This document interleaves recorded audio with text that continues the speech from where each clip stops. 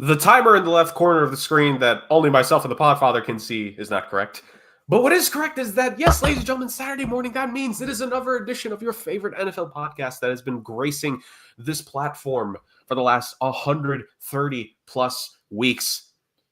Because we do take breaks in between, so it's definitely well over 130 plus weeks. Nevertheless, welcome back to another edition of the Sports Agents of Chaos podcast. Myself, the Iceman, leading us into yet another episode filled with chaos, and as you can tell by the title, nice little callback of chaos, we could call it. That's a new tagline. We just keep coming up with idea for merch that'll never end up getting made on this show, ladies and gentlemen. Maybe one day an Aaron shirt will be put out there, and it'll sell about 7, all owned by people of this podcast. Anyways, joining me in this episode on the top screen with me, one of my compatriots of chaos, per usual, the man, the myth, the legend, and fellow champion on this program, the Podfather. Podfather Rick, how we doing? It might not be that hard to start up a Teespring, store or whatnot. We can do some pretty good marketing on it. People will not understand what the heck those shirts are. So that's when we have to draw them in. So it kind of works. Can create a QR code with our marketing slogans, and then when you scan it, it's take you to this YouTube channel with all the episodes that we've had, so you can enjoy and question your life choices. I will say, I'm convinced if we do ever make some T-shirts, I'm convinced the salary cap as a social construct would sell. Like that is one of the taglines of this program by far. Well, I mean, it has so many different meanings. So there'll be Wall Street bros that'll be wearing it too because they won't understand. But the salary, social construct, I'm in. Exactly. Who can really disagree with that statement? Jordan Belfort doesn't disagree. We don't listen to him. Anyways, so the Podfather is joining me. As you guys can tell, obviously Justin is unable to make it here. The Games Master has a business that he is attending to. He's making moves. He's moving merch, we think. Not show merch. We don't know what kind of merch he's moving, but he's making business decisions and dealings over in the great state of Pennsylvania, I believe, is where he's at. Yeah, I think he's buying shelves from the Amish because he can't put anything on his current shelves because he has no titles. So Sounds about right. He's in East Stroudsburg, clearly, to handle that big Amish population over in East Stroudsburg. Sure. But to take his spot, of course, we welcomed him back to the show last week. He's back here to continue his playoff coverage with us. The man, the myth, the legend, the godfather of the gridiron, the Don, James Barcia. Bars, how we doing?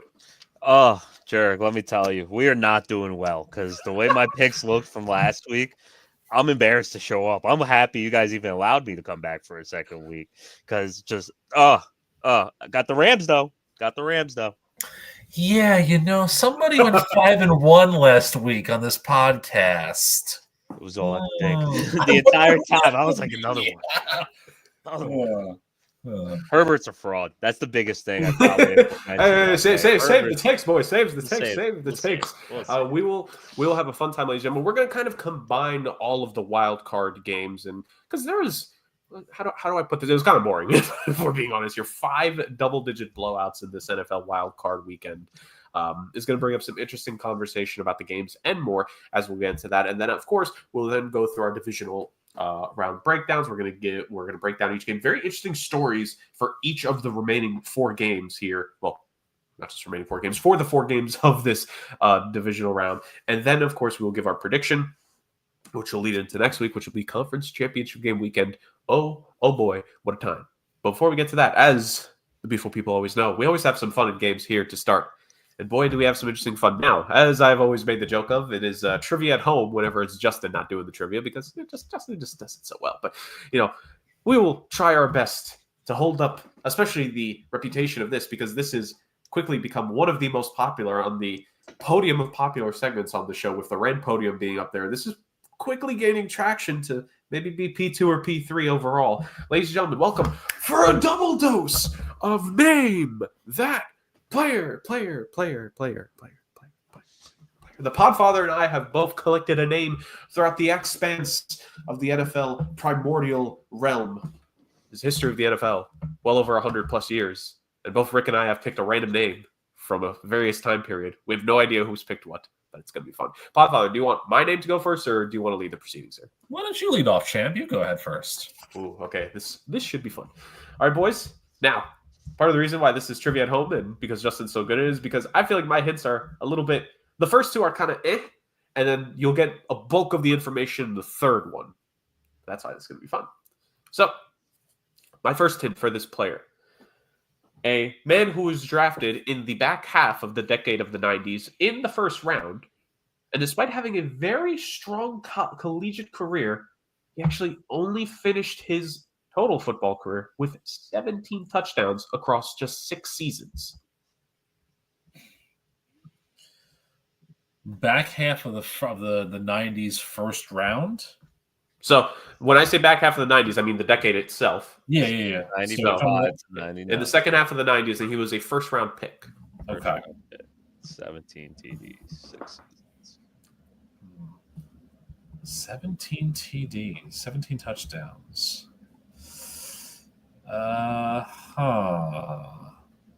Is this gentleman in prison at the moment? Sure. I don't believe so. Okay. So that takes away my first fun guess, although it's not a very fun guess because he's a terrible human being, so I'm not going to guess him. But I love Barz's face. He's just like, what did you have on mine? I have no picks. That's the worst part. If there's anything I learned from last week, it's name that player is not my game. 17 touch. Well,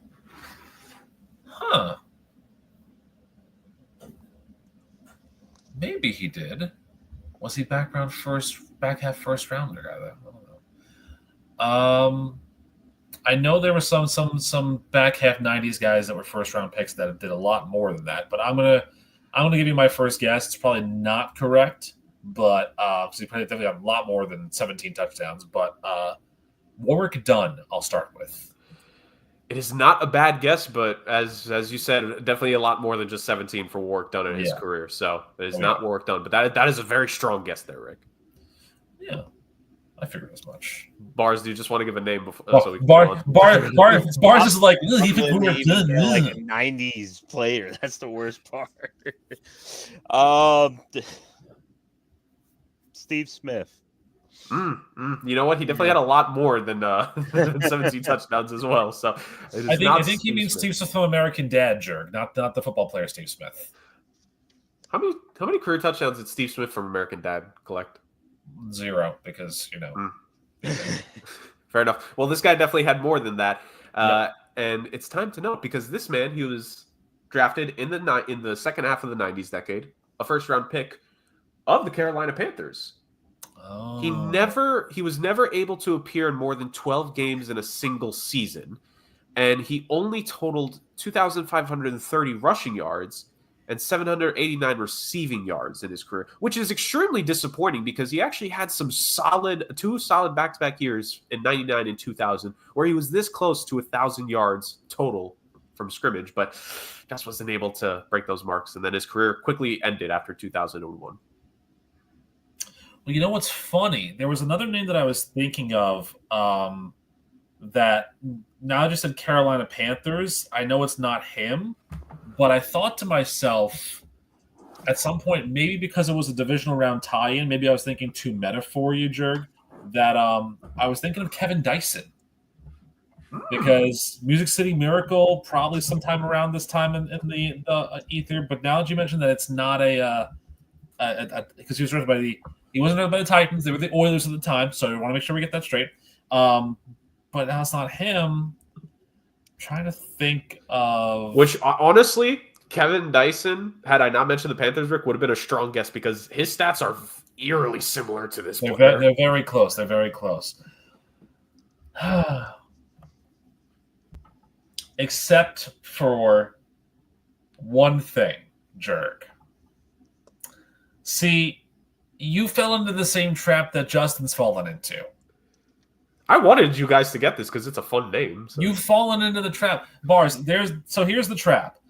Anytime that I say a random name or a random name comes up in our conversations, a couple weeks later, that becomes the name that player for some reason. So about a month and a half ago, we were doing a name that player, and I threw out Brad Johnson as a ridiculous name. 2 weeks later, Justin comes back with Brad Johnson as the name of that player. So this one is because Jurg knows that I'm an Anaheim Ducks fan. And he knows that I wasn't really crazy about the last trade that happened for the Ducks, or one of the most recent trades that happened, because of who was picked up by the Ducks in that draft. And it was the cousin, I believe, of this name, that player, who was mentioned also as a guest by Jurg weeks ago.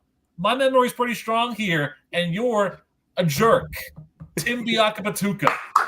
Yes. You got it. Terrible. It's terrible. It's just a fun name to say. Oh, it's hilarious. Wait, it's hilarious. I don't even think I can pronounce it. What is it? Biakabatuka. Biakabatuka. Yes. Pretty good. There you go. Pretty good bars. What we'll do in subsequent episodes is I'll do a pronunciation guide of like random running backs. So we'll do Biakabatuka, Fumatu Ma'afala, Amos Zeraway. We'll just go over the whole gambit. Abataconda too. Abataconda, yep. We'll do all of those things. I just want credit that when you said Panthers, Kerry Collins came to my mind. Pretty sure he is at 90. So kind of had someone that was finally there. What's interesting is that I kind of joked about the prison sentence in the first go-around, but then you said Panthers, and I was like, he's not talking about Ray Caruth, is he? Because he was a latter half first-round pick by the Panthers in the 90s, and he was a terrible human being. So, it kind of worked out. Like, where's the terrible human being for Biakabatuka all over again? Attaboy. Terrible. Come on now. So, fantastic stuff. Fantastic stuff. Beautiful. Good job, Podfather. You got it. Now it's time for Bars and I to try to get your name that player. So this one has a little more relevancy to it for, it's not just for the memes. First hints for you guys. He was his conference's defensive player of the year in 1993. Have a 15-year career in the NFL with 3 Pro Bowls, 600 tackles, 41 interceptions, and 8 total touchdowns in his career. So go over that again. So 1993. 1993 Southwest Conference Defensive Player of the Year. So when we say 93, to confirm, that's the 1993 college football season. He was given this award in probably January of 94. Correct. Just want to be sure. Correct. So you said defensive player. Yep. And 15 years in the NFL. Correct. With 5 different teams. Strong career. Very strong career. What was the stats again? 3-time Pro Bowl, 600 plus tackles, 41 interceptions, 7 fumble recoveries, 5 forced fumbles, and 8 total defensive touchdowns. Yeah. You want to go first, Jurg, or? I'm trying to rack my brain because he's given us the award defense, so this is clearly a defensive player. Yeah. So that helps us out very much so. It's not Martin Gramatica. Damn it. Okay, no. Thinking of guys that played in the 90s at that point. Southwest Conference. I'm just gonna throw this name out there because I saw a video of him earlier this week. Jared Allen.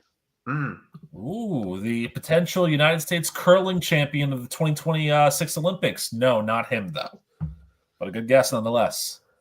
I will say, because with Rick saying there's a tie-in to this weekend, I gotta try to imagine where is the tie-in to the current teams, because it's a player from 93. He's definitely too old to be a current player, but maybe someone with a tie to one of these squads.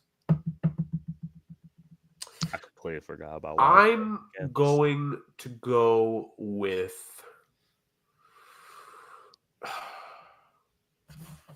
See, okay, my guess here, he played a long career. Mm-hmm. He definitely played a long career in the NFL.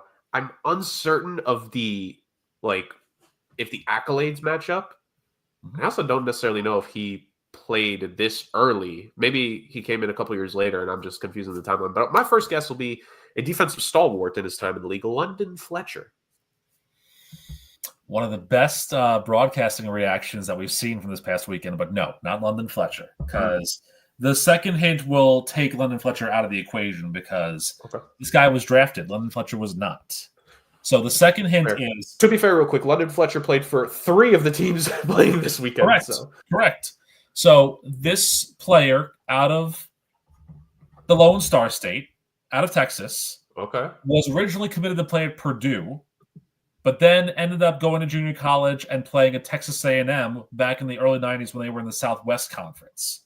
Ooh. This player has an interesting distinction. He was drafted in the first round twice.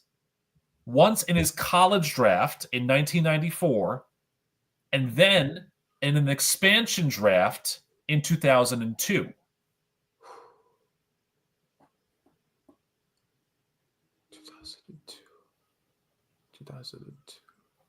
2002, who debuted that season? Was it? Has to be Texans. Texans. So we're talking about a guy who was on the early days of the Texans roster and had obviously a high draft pedigree because he was drafted before that. So we need to think of notable names on the Texans roster in the early 2000s on the defensive side.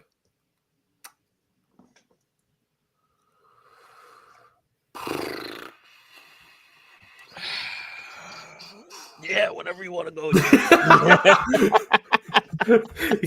Can't think of a name. Kenny Bars? No, I don't got no defensive Texas players. Let me gotta turn the old noodle for this one. Turn the old noodle. I'm trying to think. I'm trying to think of like stats of defensive players because it has to be someone of like some freaking note. My brain doesn't get further than the Brian Cushion era for defensive players on the Texans. That's a good one, though. This is honestly going to be one of those things where the last question is what's going to help us out here for Rick's. That's how this works, man. Yeah, that's very true. All right, just to give us a name, but I don't think he was the Texans' first-round pick of the expansion draft, but just to give us an old name out there and a shout-out to this man who in no way, shape, or form did he have the career we're talking about here, but just to give a throwback to the Texans roster of 2002, Corey Sears. Corey Sears. No, not Corey. That's a name. That's a name for the people, though.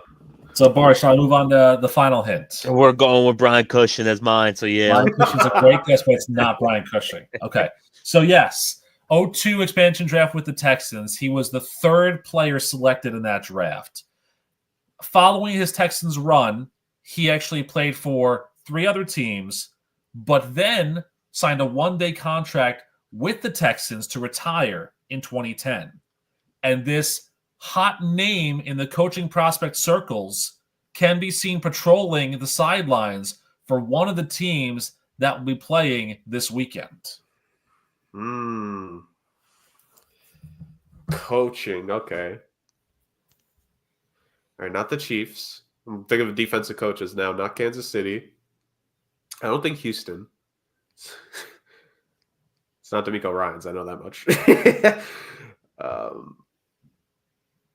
AG? Aaron Glenn, you think so, Bars? I mean, that's the only guy I can think of. All right, I'll trust it. We still have one other guess if this is wrong, so let's lock in Aaron Glenn. Congratulations, Bars. Aaron Glenn, yes. It is Aaron Glenn. Started his career with the New York Jets in 1994, was picked third in the expansion draft by the Texans in 2002, only spent 3 years there, then went to the Cowboys, Jags, and Saints. But because he went to Nimitz High School and was a Houston boy through and through, he ended up there signing a one-day contract to retire with the Texans. Interestingly enough, following his retirement, he then became the general manager of the Houston Stallions of the Lone Star Football League for a year before coming back to the NFL as a personnel scout for the Jets and then defensive coaching from there. But yes, Aaron Glenn. That's correct. Well done, Lars. Good stuff. His first answer for a name that player. We love to see it. First legitimate answer. It was about to happen, Bars. It was about to happen. Good stuff right there. You know, a first legitimate guess. That was it. Not bad. Hey, if you look back, Bars, there's definitely a couple times where I'm just like, I don't even know where to go. I'm just gonna throw out a name. You know, we'll get there. 90s is where it's a little blur. Early 2000s, you got me. 90s, you know, I'm a 95 baby, so it's a little hard. Yeah, I'm a 91 baby at heart and at mind and at everything else. So, yeah, for me, it's remembering all of that. But yeah, loved Aaron Glenn when he was playing for the Jets. Really sad when he left. And then do you remember Rick? If and I'm not saying in the moment, but like years later, do you remember if it was a case? Did the Jets have a chance to protect him and they weren't allowed to, or they could, or they chose not to? What's funny is that I don't think they chose to because he was on the team for like 8 years by that point, and so he was pretty much in their mind donezo. So they let him go. What's funny about that though is that he was not the first Jet taken and he also was not the last Jet taken. Mm. There were 3 players from the Jets that were selected in that draft. Ryan Young, an offensive lineman who went nowhere. Glenn, and then Aaron Glenn's counterpart in the secondary, Marcus Coleman, was also picked up by the Texans in that draft. Yeah. Other picks in that expansion draft were obviously Tony Vaselli's the one we all know and pity. But Jamie Sharper and Jermaine Lewis went back-to-back from the Ravens. Wow. Jeremy McKinney from the Browns. And here's an interesting one as well. Let's have another oh, no, this one's not the right guy. It's an imposter, but Sean McDermott was drafted in the Texans expansion draft. But not that Sean McDermott, the other one. Yeah, the long snapper Sean McDermott. And for quarterback club, Danny Werfel from the Bears. So you're telling me that their quarterback room in 02 was David Carr and Danny Werfel. No wonder they sucked. Some would ask, why did they do more? And the answer is, did you see who the quarterbacks were? Yeah. All right. Well, good stuff there. Good stuff. And speaking of, did you see who the quarterbacks were and what they were doing? That kind of is a good way of what this wild card weekend was. That's a transition, ladies and gentlemen. This was not so much of a wild card weekend in any way, shape, or form this past week in the NFL because things didn't get too wild, except for one game, which we might give a little bit more attention to than the others. But ultimately, it was a lot of blowouts, boys, throughout the course of the wild card weekend. From the AFC side to the NFC side, all 3 of the AFC games were won by 2 scores or more.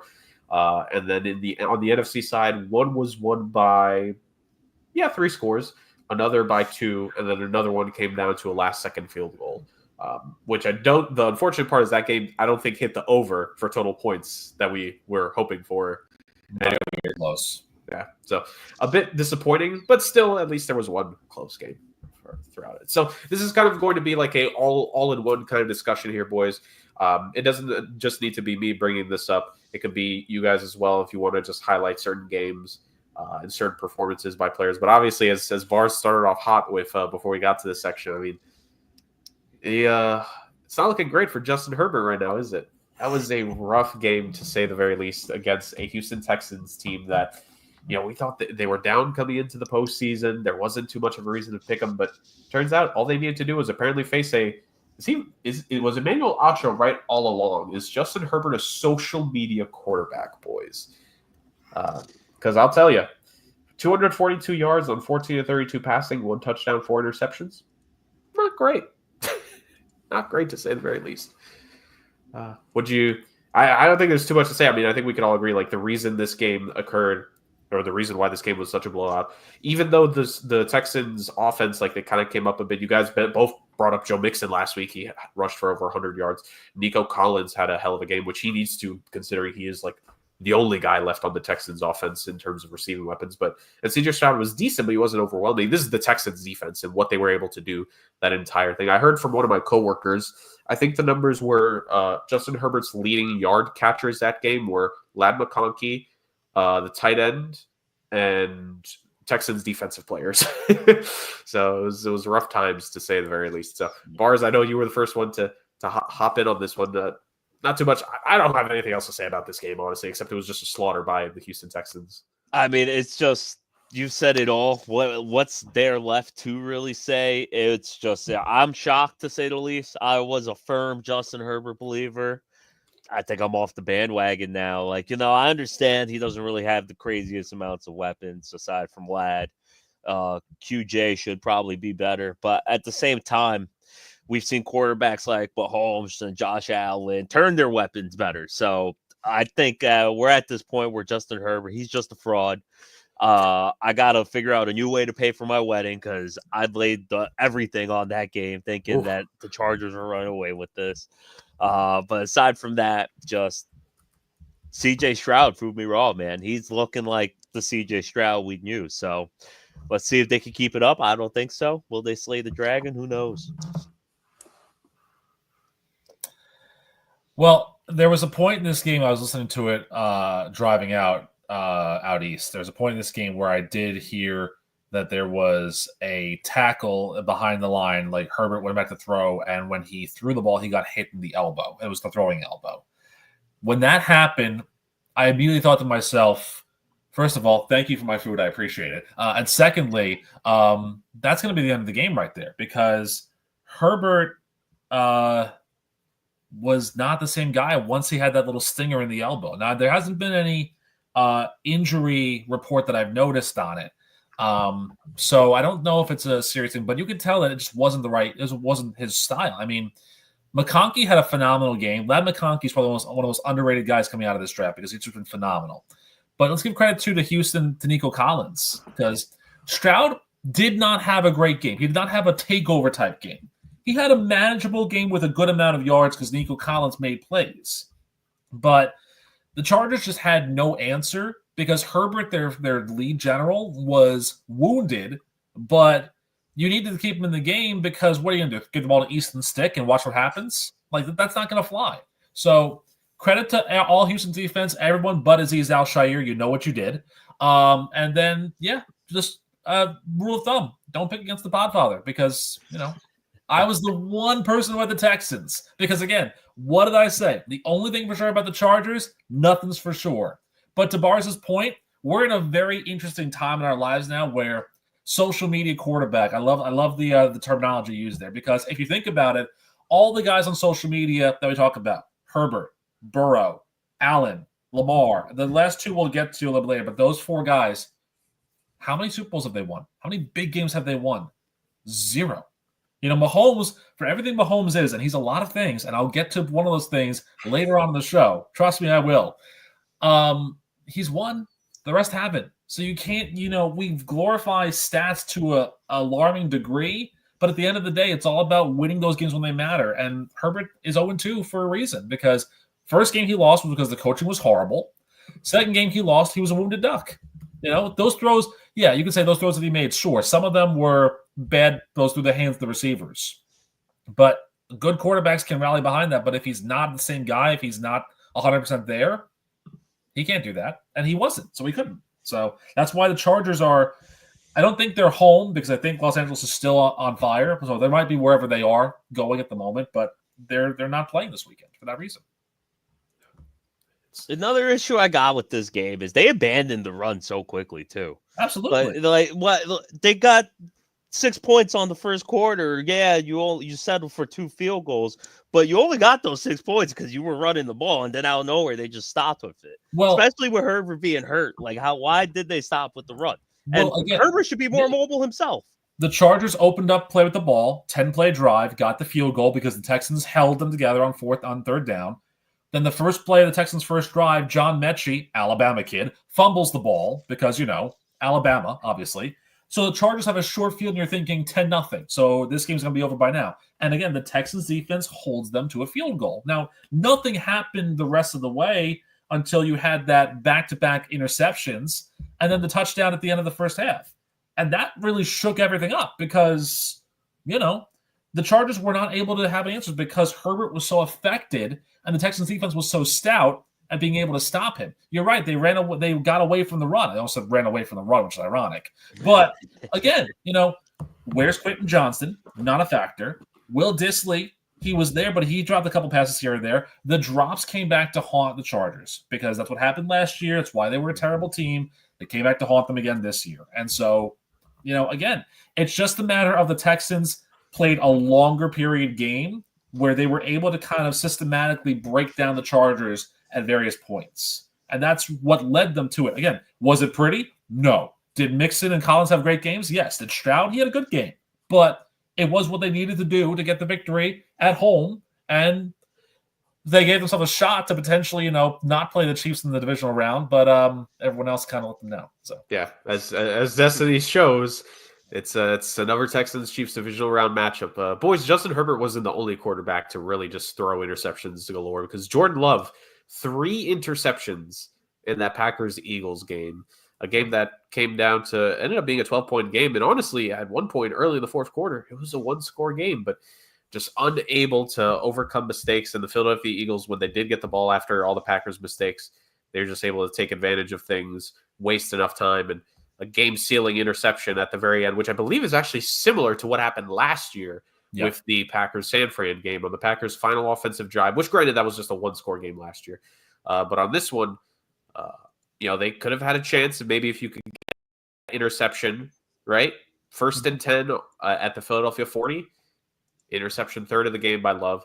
Boom, 0 passing touchdowns for him. Josh Jacobs had a little bit of a rushing performance here. They gave him the ball a decent bit for 81 yards and a TD, but not as much as most maybe would argue. But Jordan Love struggled in this one just like Justin Herbert. It has now given birth, ladies and gentlemen, to I think one of the greatest marketing possibilities in NFL history, which is Jordan Love and Toyota.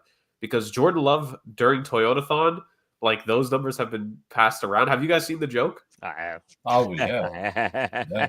Career numbers for Jordan Love during Toyotathons: 28 touchdowns to 2 interceptions. Not during Toyotathons: 29 touchdowns to 28 interceptions. What the Green Bay Packers need to happen is Jordan Love to sign a sponsorship deal with Toyota, and Toyota for one time to extend the Toyotathon all the way to like the second week of February, and the Green Bay Packers will win the Super Bowl when that happens. But until then, not meant to be.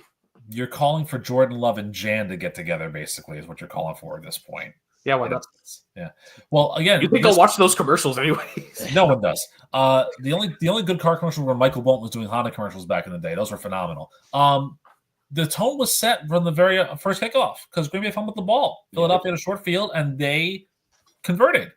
By the way, Bars, you should have put a parlay on Jahan Dotson and De'Ami Brown first touchdowns because that would have paid for your wedding and then some. That's what you should have done. But who would have seen that coming, right? I know, right? The thing about this game too is that we all said it. The Packers were not at full strength, and it just seemed like at various points throughout this game, I was saying to myself, saying to my wife as we were watching the game, they should just walk off the field right now. Another guy got hurt. Just take the whole team off the field. Just we're done because no Watson. Reed got hurt for a bit. Dobbs got a concussion again, which was horrible to see. The offensive linemen were going down. It was just nightmarish. Big Dom must have been out there, trucking people basically. That's what happened in this game. The Packers were not themselves. They, for all intents and purposes, limped into the playoffs, and they got the matchup that they didn't want to get against the Eagles. They couldn't pull the magic twice. Barkley did not have the dominant game that we're used to, this season. It was 119 yards. Jalen Hurts only goes for 131. I'm kind of a little worried about, Jalen Hurts' numbers because 13-21 is fine, but 131 yards is not ideal for a top-tier quarterback. I don't think he's the worst quarterback of this round, like some pundit on Twitter called him, the 8th ranked quarterback of this round.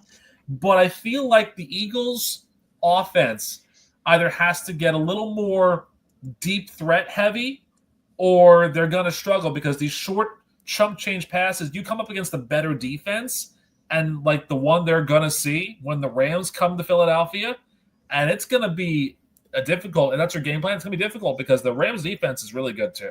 So, but yeah, again, the Packers, no shot because they were hurt. They got there. Kudos to you for that. Now get everyone healthy and try again next year.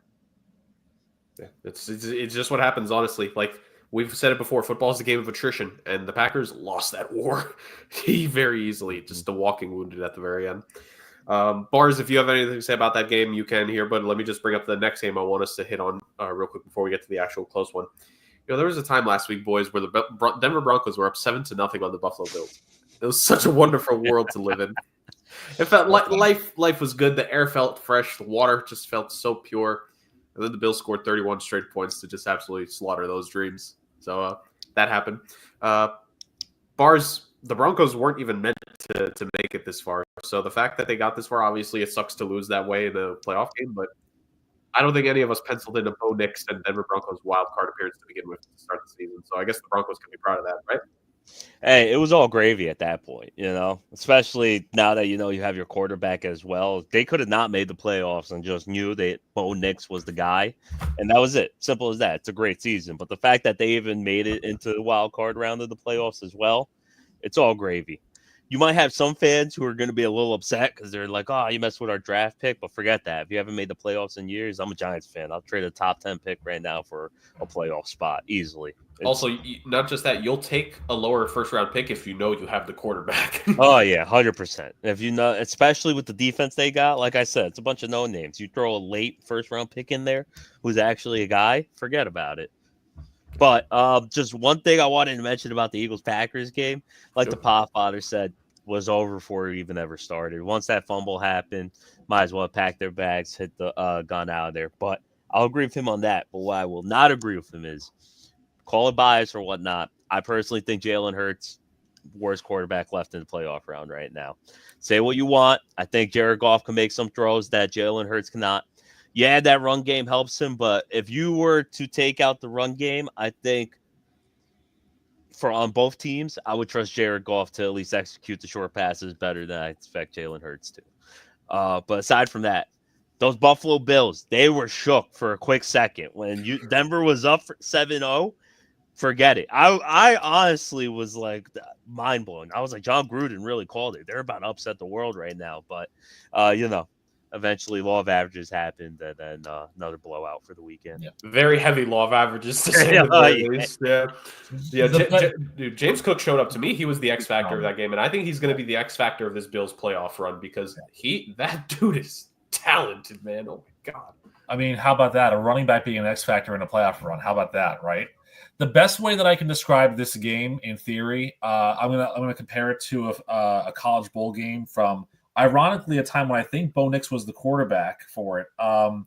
When Liberty University was undefeated and got to the Fiesta Bowl when no one said they belonged there, and they were playing Oregon, who was number 8 in the country at the time, and Liberty scored the first touchdown, and it was 6-0, and everyone was like, "Oh my god, they're really going to do it." Game ended up 45-6 Oregon. Ooh.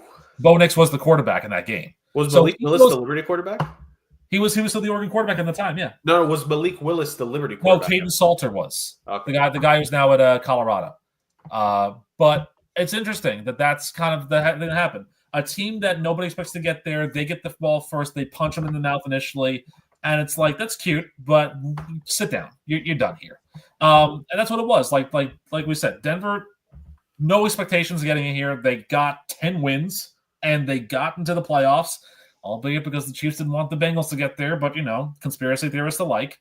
They played a great season. They have a lot to be proud of, but yeah, this was when Buffalo started churning and James Cook started bullying the Denver defense, it was over. And I mean, that's the big key right here, is that I think everybody understands the quarterbacks are going to be the big names. They're going to be the big shining stars of all this, but James Cook may have a chance to do something really, really special here. I think if the Bills go far in this playoff, you might see some people say he should be Super Bowl MVP if he has a really good game, because the long-standing playoff run, and that's the funny part too, is that in hockey, Jurg and I know, it's the Conn Smythe, but it's also like over the series, right? Well, the Super Bowl MVP is just for that one game. So James Cook can have a phenomenal postseason, and if DeMar Hamlin gets 4 interceptions, he'll be the MVP in that one game. Like, come on, James Cook deserves it instead. So, as long as Josh Allen doesn't get a Super Bowl MVP, I'll be happy with whoever. And the Haley Steinfeld saltiness continues in Bristol. Yeah. I'm not going to deny it. All right, Washington Commanders and Tampa Bay Buccaneers. I want to get to the other two blowouts later because they'll lead more into the fallout section of the episode. Yeah. We're talking about this. The Commanders and Buccaneers, boys, close game. It did end up being as high scoring as we wanted, but for the most part, we did start to see some back and forth action in the second quarter. After the Commanders took a 10-3 lead, the Buccaneers tied it, which, by the way, Mike Evans, Marshawn Lattimore, there was hype going into that matchup. Mike Evans, I think it's clear to say statistically he won the battle, but final score-wise, Marshawn Lattimore gets to win the war, of course. It was a 10-10 game going into the second half. Commanders take the lead. Buccaneers take the lead. Commanders take back the lead. Buccaneers tie the game. And then the Buccaneers have a chance, right? So the Bucs had a real chance. I should say, so this is what happened. When the Bucs had that lead of 17-13, they fumbled it. That gives the Commanders short field for the touchdown, right? The Bucs are able to come back and tie it. But it turns out, boys, we can now start to say you left too much time for Jaden Daniels. Because I know postseason doesn't count, but if it did, for briefly in these people's minds, I think this may have just sealed the fact that Jaden Daniels is the definitive offensive rookie of the year this season. Because he's just continued what's been a magical year for him, a magical year for the Commanders. They get the game-winning field goal off a double doink. The Chicago Bears are in shambles. They are in shambles. And it was like the Commanders' 9th kicker this season to do it, too. Yep. Yes, shout out Zane Gonzalez for the game-winning field goal and for probably guaranteeing himself some kind of job in the NFL next year, whether it's with the Commanders or not. But because he goes 3 for 3 on this night, 2 for 2 on extra points, and the Washington Commanders walk away with victory from this game. So they are moving on.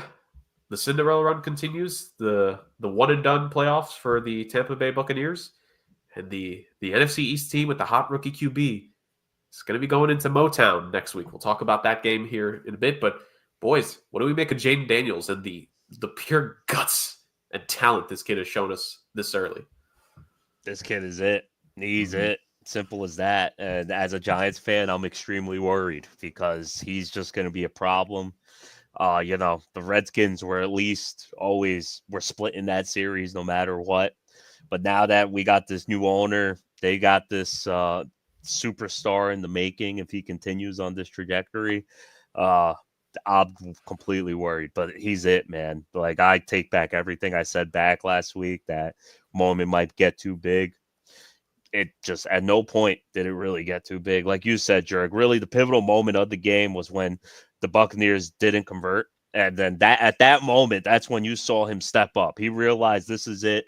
This is the chance we have, because had the Buccaneers scored there, I believe it was zero shot that it was going to be as close a game as it ended up being. Maybe we would have seen the 60 over that we were hoping for. But even with this, 23-20, it had everything that the 60-point game would have had. It's just touchdowns, the field goals, and it was a gift to watch Mike Evans, just the battle he was having. Because like you said, he won the battle, lost the war, but man, was he killing Lattimore out there. It was just insane. And it was every time the pass was going to Mike Evans, he was 100%, but you knew no matter what, could have been anywhere around his radius, that was 100% going to be caught. It was a gift to watch that. And now that we're getting towards that end of the career for Mike Evans, we got to kind of enjoy these moments. But other than that, man, Jaden Daniels, he's going to start creating his own moments. Yep. Real quick, Podfather, as I throw it to you, here's this stat. 2 quarterbacks have engineered an offense on the road in the playoffs with 0 punts and 0 turnovers. 2003, Peyton Manning, and 2024, Jaden Daniels. Kid's really good. That's all you can really say. And it's also the fact that he's playing mistake-free football. That is just so mature for a guy in his debut season in the league. That's really surprising because, you would expect him to have that moment. You would have that rookie moment, and it hasn't happened yet for him. And he's spreading the ball around well to all of his receivers. McLaurin's getting in on, and De'Ami Brown again, big game for him. But even like the little chump ones, like Zach Ertz had a mediocre game, but still made some big catches. Zacchaeus made a couple big catches when the moment called for it. And what's funny about it is that the Commanders are all doing this right now without a steady, solid running game. Do you know when the last time that the Commanders had a 100-yard running back performance was? It was week 13 against the Titans when Brian Robinson ran for 102 yards. They've had 100-yard performances, but it's by Jaden Daniels. But since that time, Robinson, Rodriguez, not over 100 yards at all. And this game in particular against the Bucs, they were snuffed out on the running game, so they went to the air, and it just worked. So, yeah, give the Commanders all their props. They pulled off an upset. They pulled off a surprise. And, if the magical run can continue, then they might have another one coming up tonight. But, it'll be fun. We'll see what happens with that. Yeah, to say the very least, the Washington Commanders, they have their franchise QB. And real quick before we move on, it's not even just like the lack of mistakes. It's the fact that it feels like even if they're not going to finish with a touchdown, they get in field goal range. Yep. Which of the high-scoring games – was it that Commanders-Bengals game when both sides went for over 30 and there were no punts at all? Like the fact that he's consistently getting them into field goal range. Yep. Imagine if prime Sebastian Janikowski was on this team. The Commanders was probably going to the Super Bowl. Or like prime Adam Vinatieri. Because, like, as you mentioned, Rick, the revolving door of kickers, Zane Gonzalez has not been their kicker this entire season. It's just the last couple of games of the season now going into the postseason. if kicking in the NFL, if you had the same greats as we had seen years past, and prime Justin Tucker, maybe not current Justin Tucker, but prime Justin Tucker, Vinatieri, Janikowski, top tier players like that, those kinds of guys, can you imagine a prime peak of their powers all time kicker on this Commanders team? Yeah. To say the very least. So yeah. I want Did you guys see? Did you see that video of what's his name, Zane Gonzalez, right before he hit the game-winning kick with the nervous tick, where he kept brushing his hair, like about put on his helmet and brushing his hair, putting on his helmet. That's I can tell that's like an OCD thing where it's like I can't really blame the guy. Like sometimes people have it. Lord knows I have some, to say the least. No, I think he openly came out and said, "Yeah, it's an OCD nervous tick thing." But it was just insane. Like he had a set number. I got to do this like 10 times in a row before I actually. Hey, whatever helps him make it. If Bro has to do it 15 times and it guarantees a kick every time, screw it. And he doesn't even set up like a normal kicker. He sets up like just kind of straight up on it and just we don't talk about that enough too, Bars. I know that when we were kids, we used to emulate batting stances from our favorite baseball players. We got to start emulating how kickers do their field goal warm-ups, because Nick Folk with the half turn, that's like one of the most creative ones I've ever seen. But these guys, they all do it differently. Yeah, they all kind of just line up differently and go from there. So it's interesting. Yeah, and real quick, shout out to Zane Gonzalez, like not just with the game-winning kick, but this is a section to the end of this 2024 season into the playoffs. Was really big for him because he hasn't really played a lot of NFL football since the end of the 2021 season. He's kept on getting hurt the last 2 years. It was kind of in no man's land for his career, gets on the Commanders practice squad, and then finally comes in and then kicks some clutch field goals here for Washington. I want to give a shout out to Zane Gonzalez because that dude has had to overcome it the last couple of years. So big shout out to him and the Commanders and what they could potentially be doing going on here in the postseason. Again, we'll get to them here in a few moments. Boys, I'm going to kind of compound this because I think these last two games to discuss the wins and loss about, I think we'll probably talk more about the winning team in the divisional round breakdown. I'm kind of more focused on the fallout of the losing teams in these last two games. The Pittsburgh Steelers lost 28-14 to the Baltimore Ravens, and the Los Angeles Rams defeated the Minnesota Vikings 27-9. Don't let those scores fool you. The games weren't that close. And I'm saying that about 14 and 18-point differences. The Pittsburgh Steelers did not feel like they were 2 possessions away from the Ravens in this one. They just did. The Steelers fell far and away to be the secondary team compared to the Baltimore Ravens, and that might. But it wasn't just Derrick Henry. It was Isaiah Likely freaking stiff-armed a guy as well in that game. Lamar Jackson, we talked about, this probably didn't need to be a game where he had to show up big. He was just precise, mistake-free football, right, which is what you can ask for from your quarterback. Worked great with Derrick Henry on the rushing attack. Derrick Henry just absolutely destroyed the Steelers in this one with a $186 and 2 touchdowns. That was easy. And then the Los Angeles Rams, I mean, we talked about it.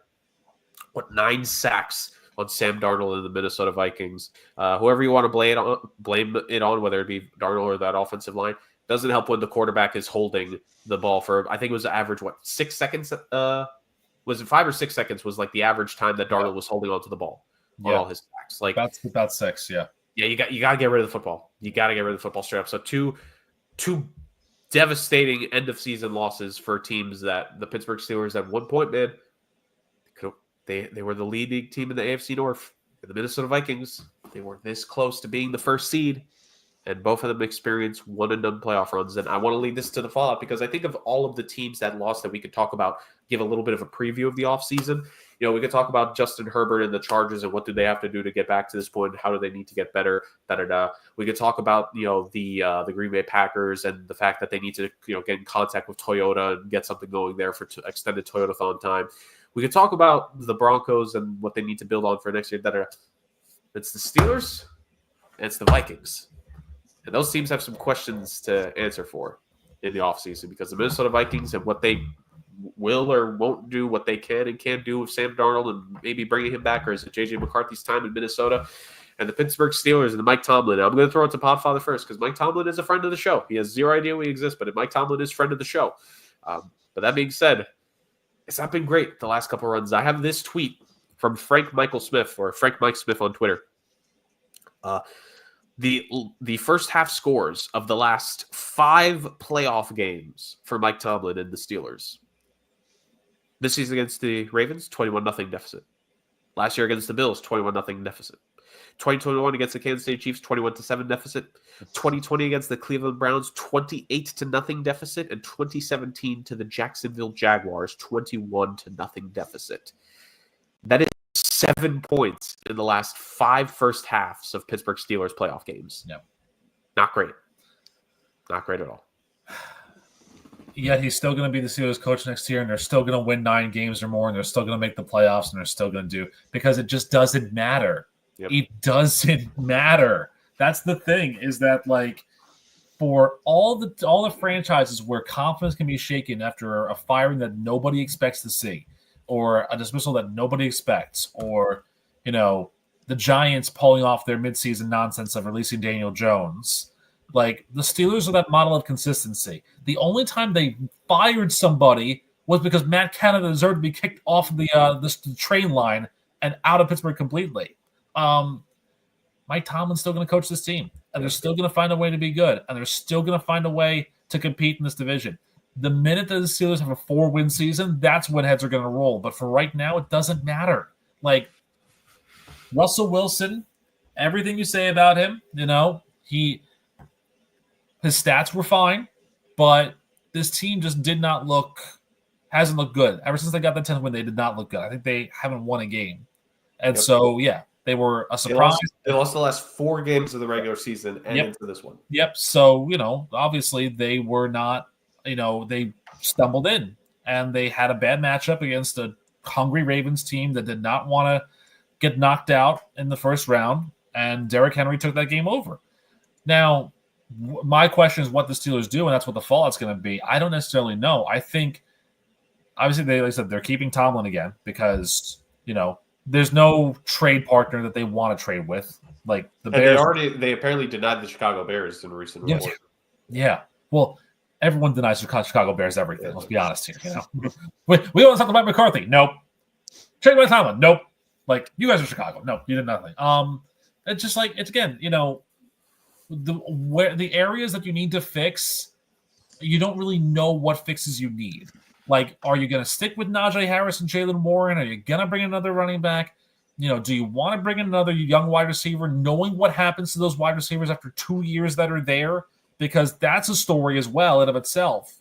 Does the defense need to get better? I mean, Joey Porter Jr. had a pretty solid rookie season. He had some bumps in the road here or there, but he was solid for the most part. Highsmith and Watt are still pretty good. They've got a good core. Chris Boswell should be the MVP, but, that's neither here nor there.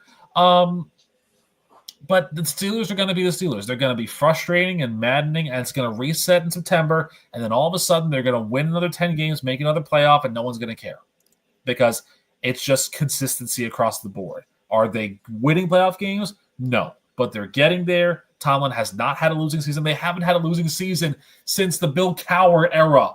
All right? Like, that's a bit much. So it's frustrating because we want to see change. We want to see chaos. But the Pittsburgh Steelers are just like, no, we're good. All right. We're winning. We're good. I want to be fair to friend of the show, Mike Tomlin. I want him to have a better quarterback. Russell Wilson ain't the answer.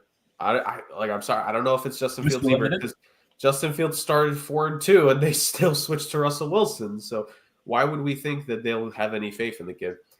Well, they're trying to recapture the Roethlisberger magic. They thought they had it when they drafted Kenny Pickett, and it didn't turn out that way. But that was also a very weak quarterback class. Very much weak. Yeah. Maybe this time around, maybe they pick up a guy later on in the draft. I know Quinn Ewers just declared he's not going to be a first-round talent unless somebody's really stupid and picks him in the first round. Well, I also think Quinn Ewers could go back because there is the alleged rumor he could get a $5 to $6 million NIL. And that's ruining college football and the draft process altogether. But again, there's no reason for them to swing for a first-round quarterback this year. There's just the pool's not there. Oh no, I'm not making the argument they should go first round. I'm saying just in general they need a new quarterback. So why not? Like, they could still draft a quarterback, maybe in that 3rd to 5th round range. It's never a bad idea to just have a guy you can develop, right? Because for backup quarterbacks, why not have a guy you trust, you develop him, a cheap, decent backup? Well, also, I think what they have to do too is they have to trade Justin Fields to get more capital. Yeah, if they do that, like, look, if nothing else, Russell Wilson can be a guy to groom the next quarterback that you draft in the 3rd or 4th round. Justin Fields has the potential to be a starting quarterback in this league for a team, or at least competing for a starting job for this team. He's not a backup. So if the Steelers are wise about that and they trade him and get some compensation, some draft capital to get more players to shore up those other areas, they'll be fine. It's very unfortunate that the Cleveland Browns are in their division because Lord knows the Browns could actually probably use a Justin Fields right now. No. Considering he who shall not be named retore his Achilles, which if I'm the Cleveland Browns, I'm trying to do everything I can to see if I can get those contract guarantees voided. Because how are you repairing your Achilles when you're supposed to be rehab? Do we know how he tore his Achilles is my question. I think there was a rumor that, what's it called? When he retore, he wasn't wearing his boot, and there was video of it somewhere or something like that. I saw it on the Twitter, so I don't know how accurate it was, but I mean, how else would you re-tear? If the Browns, this is the first. Do you know how despicable you have to be for me to say as a player, I hope you lose your guaranteed money? If the Cleveland Browns can get their hands on that video and they can somehow find a way to get out of the Deshaun Watson guarantees, everything opens up for that franchise. Maybe a Justin Fields. But what I was saying is that, maybe Rick and Bars, I'm going to throw this one to you.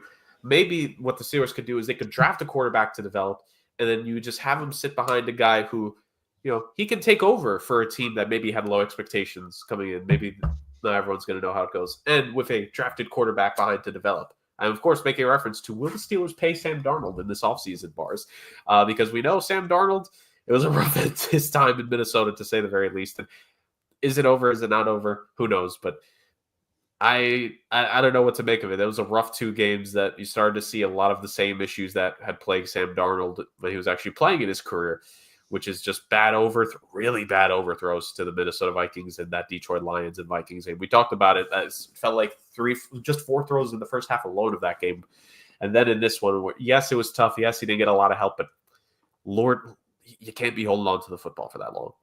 Cannot be holding on to the football that long. So Bars, the Rams destroyed the Vikings, probably burned off $50 million of guaranteed money for Sam Darnold in his next contract. What do we make of Sam Darnold? Is his time in Minnesota over?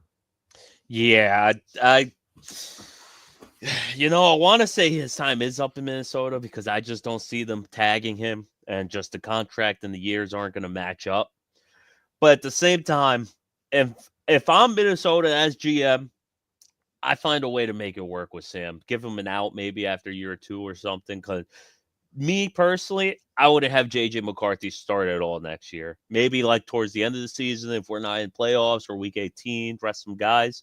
But JJ McCarthy, I think he needs a full year just to rest. Because it's not just he tore his ACL, tore his MCL. He got a jacked up knee right now. And to correctly, he was a work in progress already. So now you want to throw an injured player in there to kind of learn how to get it. I think fully, if there's anything the NFL has taught us the past couple of years, is these first round guys, it's great to try and win the Super Bowl while you got them on the cheap contract. But if you actually leave these guys to develop, I'm talking Jordan Love, I'm talking Geno Smith, talking Sam Darnold himself, to develop and actually learn from a professional quarterback. Look at Justin Fields, as you just said, Iceman, this year with Russell Wilson. It's beneficial for the future. It helps them learn how to be a professional. I don't see why, if I'm Minnesota, you wouldn't re-sign them. Give them maybe the Daniel Jones contract. Speaking of Daniel Jones, they do got him on the team now. But either way, Daniel Jones is the next Sam Darnold reclamation project already on the Vikings roster. Could you just, if they let Sam Darnold walk, Daniel Jones is maybe the starter for the first 5 games next year, and then you have JJ McCarthy take over? I think Daniel Jones is going to be a good leader for the locker room. He is that guy, first one in, last one out. But there's physical qualities that Sam has, and even going into his draft class, that it was known he had. That's why he went number 3 in the draft versus Daniel Jones, where everyone knows it was a reach. So, yeah, maybe there is a potential for Daniel Jones to be something, but I think he's just going to, if there is potential, he becomes a bridge guy where he's just that constant journeyman. And I don't see why, after a 14-win season in Minnesota, you wouldn't try to keep building on top of that. I mean, the Vikings also have Nick Mullins on their roster. Let me tell you, he has a game or two every once in a while. Yeah, he really does. Once in a blue moon, right? Well, look. Here it is. Daniel Jones for 4 games. Nick Mullins for 1 game. Yeah, go Daniel Jones 2 games. Nick Mullins 1 game because it'll be like week 3 when he has that game.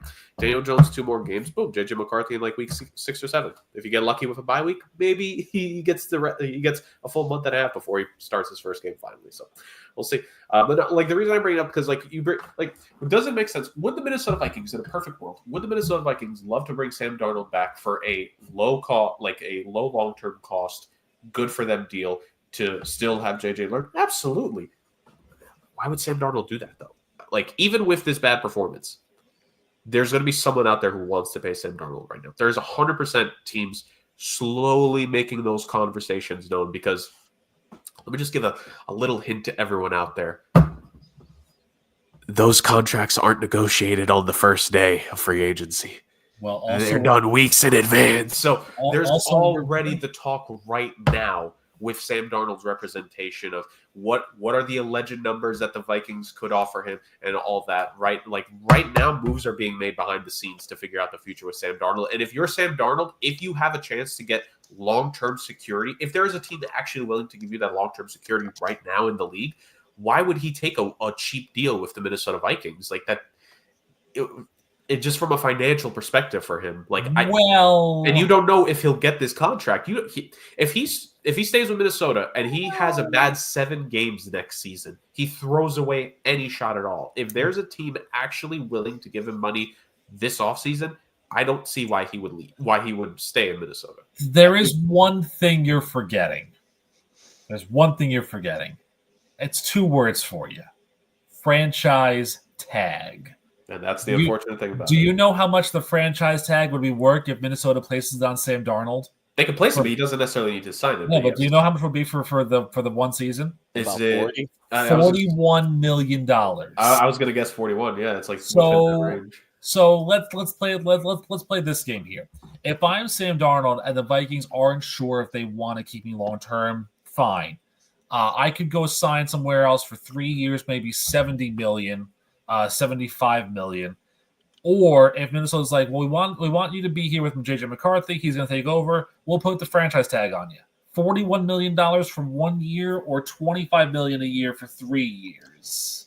I see, you're just assuming teams are only going to give him 25 mil. We've seen teams make bad decisions, man. The Raiders are it's a conservative estimate I'm putting out there, depending on who wants to put the money there. But again, I could see them going that route. And the funny part about that is all he has to do is talk to Daniel Jones about, hey, how's this franchise tag thing going? Because, saw how it worked for Saquon. He was like, doesn't always work that well.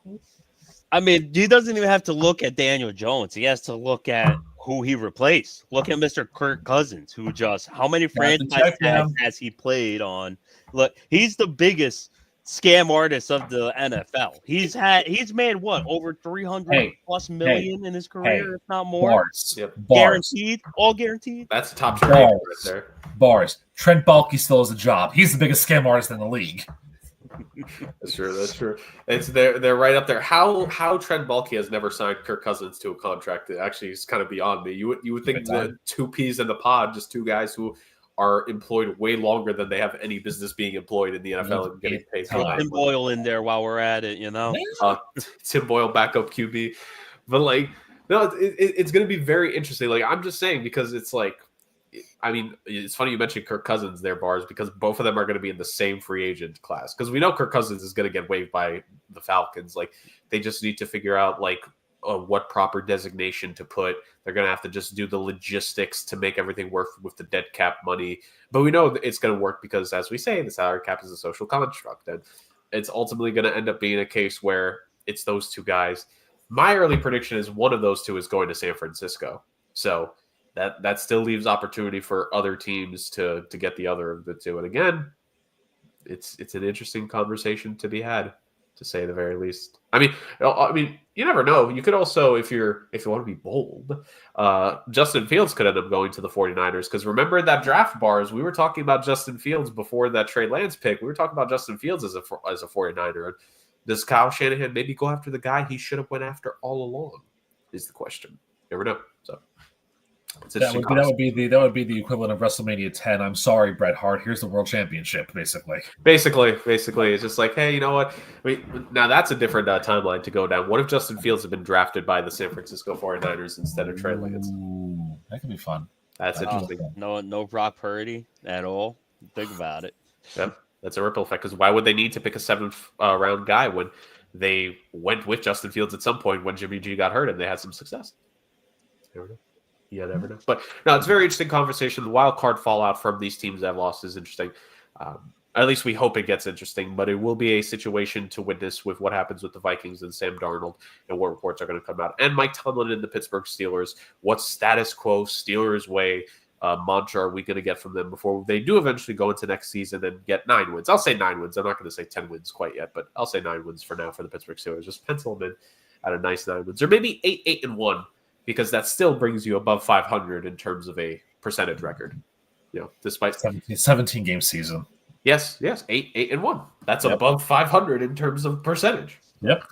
Yeah, as we had that argument on the show one time, you know, because some people just go against math. But. I mean, if you want to be technical, it's 500 on the dot. It's not above 500. I'm just saying. Nice. No. Hold on, we're not doing it again. A tie in the NFL records, a tie in the NFL percentages is not a definite. It doesn't account for 0. It does account for more. So if a team goes 8-1, they technically are 500 to us, but the percentage won't be 500. I don't know about that one. Questioning that one. Oh, yeah. Well, we'll just go through the 17-game seasons we have, look at the teams that have ties, and then do the math. Do all the numbers you need to do. If you do their wins divided by games played, you don't get the same percentage because the tie factors in for more than a 0. I don't do the math for can you name that player? Why am I going to do the math for this right now? Can you do the math for name that team? We are not a math podcast. Clearly, because people on the show complain about 10x plus 1. They can't do simple math. We're not a math podcast, but what we are is a podcast of fun gimmicks, to say the least. Before we move on to our divisional round predictions, ladies and gentlemen, right now is the perfect timing to introduce a new segment to the beautiful people. Ladies and gentlemen, it is time for Podfather's Dad Joke of the Week. I have a calendar, basically. I'm at home because my wife got me for Christmas, so I'm a dad, so it works. But this one I actually heard, and I think it's pretty good. I think you guys are gamers. I can see Bars has the gaming chair behind him. So I'm sure you guys are aware of Mortal Kombat, right? The video game franchise, the movie franchise, and all of that. Well, did you know, in an ironic, mind-blowing fact twist of fate, that Mortal Kombat got its name from a Scandinavian religious song? It's a Finnish hymn.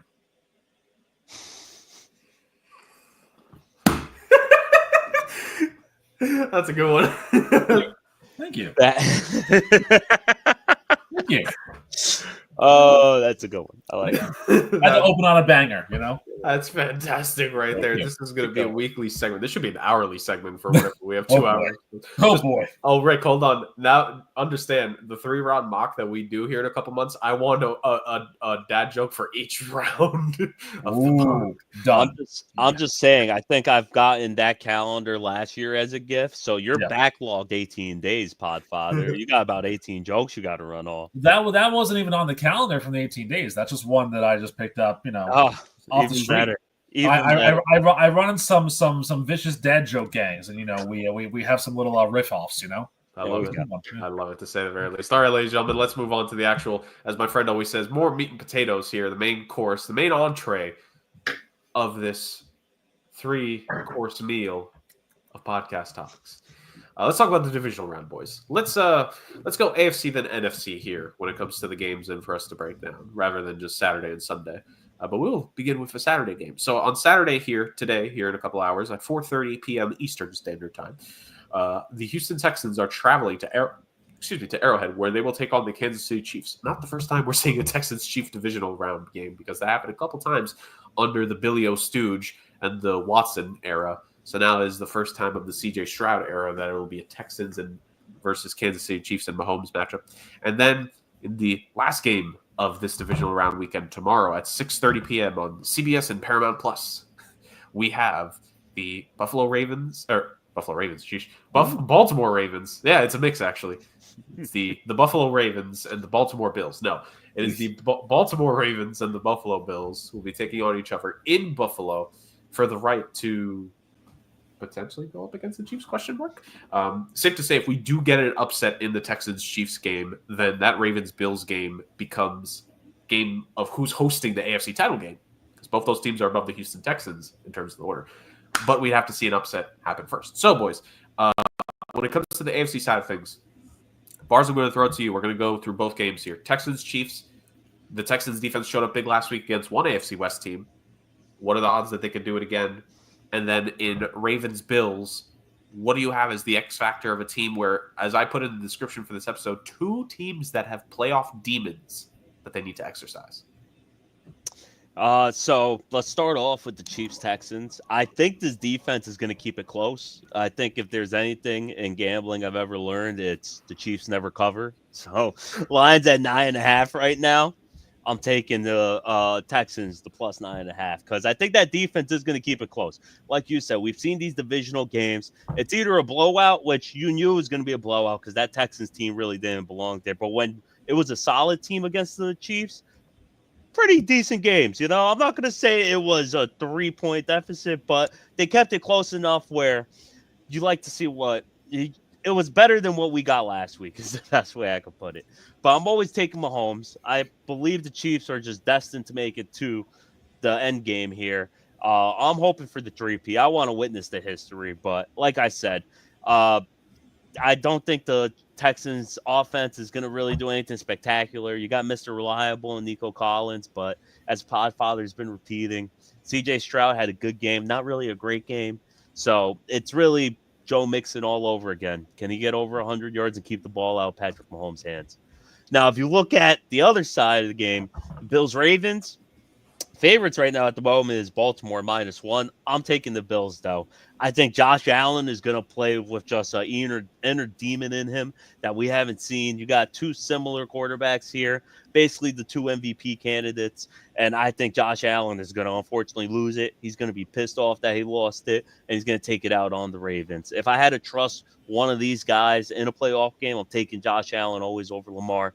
I got to see playoff Lamar against one of these rival AFC teams. If Lamar wins this game, takes back everything anyone's ever said in the past. But until then, I think we're leading up to that final Bills-Chiefs game that's always at the end of the year. So I think the Ravens are going to continue having these demons. If they don't make it at this point, realistically, there's no Zay Flowers. Weapons are limited, and that Bills offense, there's just no stopping them. So give me the Bills all day. Rick, it's with what Bars has said, it's very interesting to see what if the Texans can keep this close, but it's also a pretty good Kansas City Chiefs defense that they've given them really extra time to rest considering the resting they did against the Broncos in the last week of the season, plus the bye week last week. Are we going to see the whole rest versus rust thing come up in this game? That's always going to be something that gets brought up every single time when the one seeds come back to play. But then what we're also going to get on the other side, like Bars is saying, very interesting matchup. I think still to this point, correct me if I'm wrong, the only time we've seen Ravens-Bills in the Lamar Jackson, Josh Allen era was that year where the Bills did make the AFC title game. But remember, Lamar got hurt late, so he didn't get to finish what ended up being a one-possession game. So we have never really seen both of them at the peak of their powers, to my memory, faced off in the postseason. You're talking postseason games because we've seen it in the regular season. I'm saying postseason. We don't care about the regular season. We can well, but both these AFC games are rematches if you think about it, because the Chiefs and Texans played earlier this year. It was an 8-point game. Texans had tanked down that game though. I think that was the game that he got hurt. And he hasn't been back. So they're down him. And that game, I think it was a Fairbairn failed PAT leading to an Xavier Worthy touchdown that really shut the door on the Texans trying to knock the Chiefs off their pedestal. Kansas City, they don't play games that are dominant. They play games that are like within their self. They don't try and win by a lot. They try and just win and keep it to a point where they can control the tempo and control the clock and control the pace of the game. But again, the thing with the Texans is that they're playing house money. There was a meme that I saw about the NFC that we can reply to the AFC as well, where you have the Chiefs, the Ravens, and the Bills, and the Chiefs are we're going for a three-peat. The Ravens and Bills are, we're going to be the class of the AFC. And the Texans are, we're just happy to be here. Because that's literally what it is. They're just happy to be there. Even though they were one of the 4 division winners, they're literally just happy to be there because that division was a load of crap. And they actually were the best team. They were the cream of the crap, if you will. And so, it's going to be a fun one. It's going to be an interesting one to see what they can do with Houston. I like if Joe Mixon can continue what he was doing against the Chargers, I think that they'll be a solid contender for, as DeVar said, keeping this game close. Ravens-Bills, though, this is a tough one. Tough one for multiple reasons. Number one, Ravens won this game earlier this year, demolished the Bills, because we were not sure if Buffalo was still going to be that team. Because remember, Week 1 Buffalo, they almost lost to Arizona, so they were a fraudulent 3-0 team at the time. And then they got smacked in the mouth by Baltimore. They rallied back. They became the 2 seed because that's a big one. Because hosting this game instead of traveling to Buffalo, that's a big deal for them. Now, the other thing that's going to play a factor is that weather in Buffalo, we talk about it all the time, that they should get a dome, but they don't get a dome because, New York and the Pagulas are just weird. Yeah. But that's going to mean this is going to be more Derrick Henry and James Cook, I believe. And Bars has a point. The Ravens without Zay Flowers, weapons aren't really there. But again, they didn't really need to use the passing game that much because Derrick Henry just went off.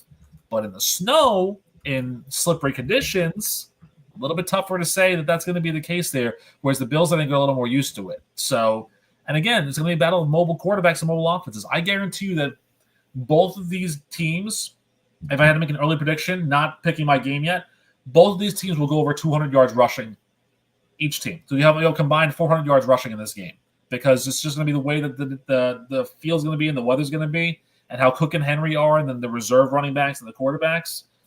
It's going to come down to that, and then it's going to come down to your kickers. But the problem is I don't trust Justin Tucker. I don't trust Tyler Bass. So someone's going to blink first. That's going to be fun to see who that is. To me, the ultimate X factor in that Bills-Ravens game is going to be the performances of both the running backs because I want to read this to you guys here real quick. 107 carries, 558 yards, 9 touchdowns in 6 games. That is Derrick Henry's career stats against the Buffalo Bills. He's been a bit of a Bills killer. Yes, he has. And if this was last year's Ravens team, I would actually favor the Bills. But Derrick Henry has been known to give that franchise some headaches. So it's going to be interesting to see if we get that kind of Derrick Henry performance, which he has, I think of those performances, I think it's 2 games of over 100-plus rushing yards against the Bills in his career. And one of those was this season. In that game earlier than what you're talking about. So it's going to be very interesting to see if what the Bills can do. But like Rick said, that game is in Buffalo. It's going to be very, because it's supposed to rain a little bit today. Like, it's going to be weird. And with some snow, it's going to be like a slush basically tomorrow. Yeah. Of course, they need to do their job. A good grounds crew is going to try to get the field as clear as it can be, as clean as it can possibly be. But it's still going to be, do not be surprised if on both sides you see like a receiver slip when they're trying to run routes. It could very much happen. It's going to happen.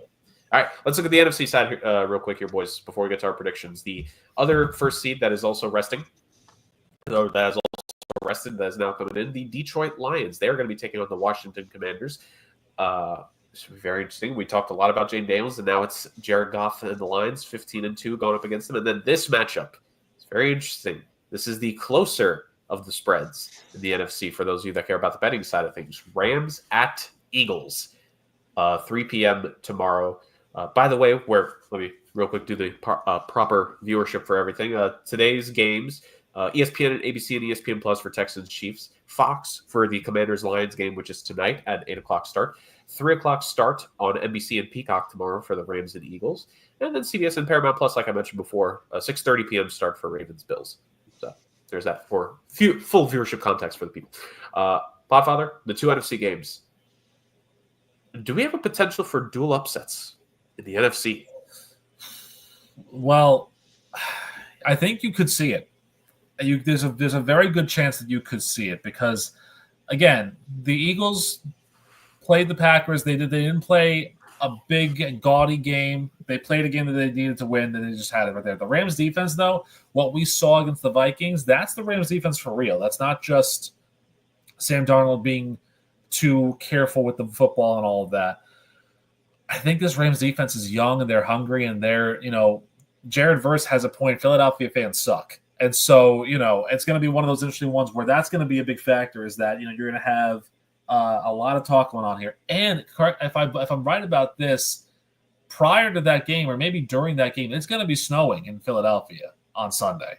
So what do we know about Philadelphia fans and snow? They'll have snowball fights against each other in the stands. It's going to be ridiculous. You could see it. I mean, look, if there's anybody that I would trust in a game like this on the road in adverse conditions, it's Stafford. I trust him in these conditions. They got to involve Kupp a lot more, in Nakua. But again, if it's going to come down to Kyron Williams, give him the ball and let him do his work. The Lions-Commanders games, I think this is that rest versus rust sort of game. The Commanders are playing with house money. They're not supposed to be here. Weren't supposed to win 12 games. Weren't supposed to beat the Bucs, but they did. The Lions were supposed to be this good. And that's where we have the issues coming, because right now all roads lead through the Motor City. The pressure that is on this Detroit Lions team, and they've been very good about rising to the pressure or the occasion, but the pressure of them being the number one seed now, it's telling. It's very telling what could happen here. There might be some uncharacteristic drops here and there, maybe a fumble a couple times.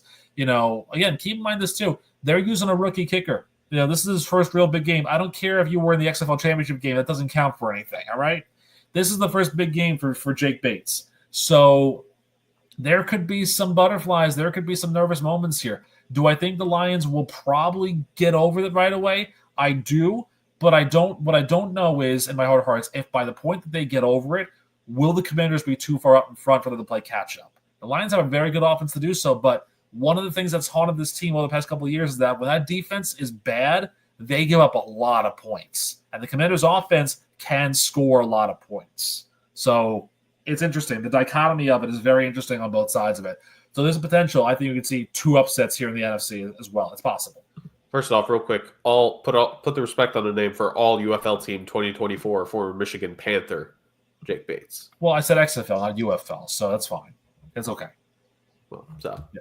Gotta clarify that. Yep. He's a Michigan man through and through. Michigan Panthers and now Detroit Lions. Look at that.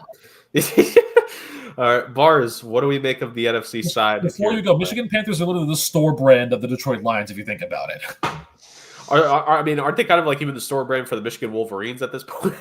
Well, no, because Panthers are cats. Lions are cats. No, we're just talking about teeth and claws of wild animals and stuff. Yeah, they're the off-brand football game name for the company that couldn't buy the NFL rights, so they're using random names basically for it. That's what it is. That's fair. They'll use the same logos. Yeah, same logo. Just turn slightly. just wait. All Pro Football 2K25 Michigan Panthers are 100% going to be there. But speaking of, let's get back to the big cats with the Lions and the Commanders. I think this game, this could be. I think it's a very high possibility we see two upsets. This is the one game I think is less likely to see an upset. This game essentially comes down to whose magical run is going to end. Is it going to be the Detroit Lions magical run where they're playing with 12 guys that are on the IR with their fifth string cornerbacks starting, or is it going to be Jaden Daniels? Is he going to continue his superstar trajectory and essentially go somewhere where no rookie quarterback's gone, at least to my memory? Correct me if I'm wrong. Iceman, looks like you had something.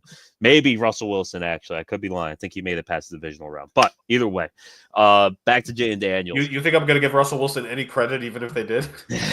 You're not wrong. Names are which. But Jaden Daniels, if he actually can beat the Lions, I think this is the one big game that's really going to make or break his career, but make or break his rookie season. That's just like, this guy is the next, basically, Mahomes trajectory. Because if you're taking out the Lions, who are the number one seed, obviously, and it just seems like they're on this miracle run. I've seen all the videos of Dan Campbell just going off saying, I think about you guys constantly every day. This is the team where it's going to beat off that offensive line. It's going to beat off their offensive players. This is going to be the game that's going to remind me of, sorry to bring it back to my Giants, but when the Giants won in 2011, that San Francisco game, in my opinion, that's when we won the Super Bowl, because Eli got sacked about 11 times. I think you're going to see something similar here with Jaden Daniels. And if he could get up again and just, at least keep it close. I think this is going to be the game to watch. But on the other side, I don't see his NFC rival doing the same thing here. I see the Rams taking them again as the underdog. They're going to end up winning this game. I said it last week. They came into the playoffs 6-9-9, that defense, and they did it again. They held the Vikings down to 9. Realistically, like you said, Iceman, that game was not even particularly close. That 9 might have been a blessing. Yes, there was that fumble that got scooped, arguable fumble that got scooped up and could have changed the game, possibly. But the way that defense was playing, I think there was no shot. I do have to agree, for this upset to happen, we need to see Cooper Kupp and Puka Nacua involved. If they're not involved, there's no question this isn't going to be able. That offense, the offense that showed up last week, is the offense we need this week, except switch Tyler Higbee for Cooper Kupp, because Tyler Higbee had a career game, but let's be honest, he ain't going to repeat it. For sure, not going to repeat that. But I think as long as they could contain Saquon Barkley, as I said earlier, Jalen Hurts, I think, is the worst quarterback left in this playoff bracket. As long as they could contain Saquon Barkley, which is almost impossible to do, but contain them, not just completely keep them to 0, and force Jalen Hurts to pass and use those weapons, I think that's where the Rams are going to make their money. Have the Eagles make the mistakes for you. But yeah, aside from that, I really do think it's very possible to see. It's more than a 50% chance, I'd say, that we see 2 upsets this weekend. The offensive performances of the higher seeded teams are what to watch for here, because you have a Lions team with Jahmyr Gibbs, he flourished with a fantasy championship winning performance in the final week against the Minnesota Vikings. Once again, thank you, Jahmyr Gibbs. Grazie from me and from many others for winning us some fantasy championships. But you have him. What is that dichotomy going to be between Gibbs's carries and then the St. Brown, Laporta, Jameson Williams, guys like that? What is that balance going to look like in Detroit against this Commanders team? And then similarly with Philadelphia, like you guys have said, are they going to be able to take the top off of the LA Rams here? Because Saquon, he's been amazing this year. Saquon has had good performance after good performance. And yes, he's done it against so many different teams. But this Rams front 7, if there's a defensive front 7 that could stop Saquon in his tracks, this is one of the few that are remaining in the postseason that I think could. This might be the best one in the NFL, in the NFC right now, that could do it, because they're the healthiest compared to the Commanders and the Lions. They're so good. They're so young. They're so talented, so explosive. To take pressure off Saquon, they need Jalen Hurts to be able to air it out to AJ Brown and Devontae Smith. They need that to happen. It's a sneaky underlying story now that I'm seeing within this round of the playoffs is essentially these 2 NFC games. It's going to come down to the running backs, because realistically, David Montgomery is back. You just said it, Jahmyr Gibbs. Can Washington control Knuckles and Sonic? I think David Montgomery is going to be too much for them to control. That combination of them both, because David Montgomery, he's not as athletic as Jahmyr Gibbs. He's not going to give you that home run play as much, but he's essentially Derrick Henry. You hand him the ball 20 times, he's going to break you down no matter what. And he gets better and better with each hit.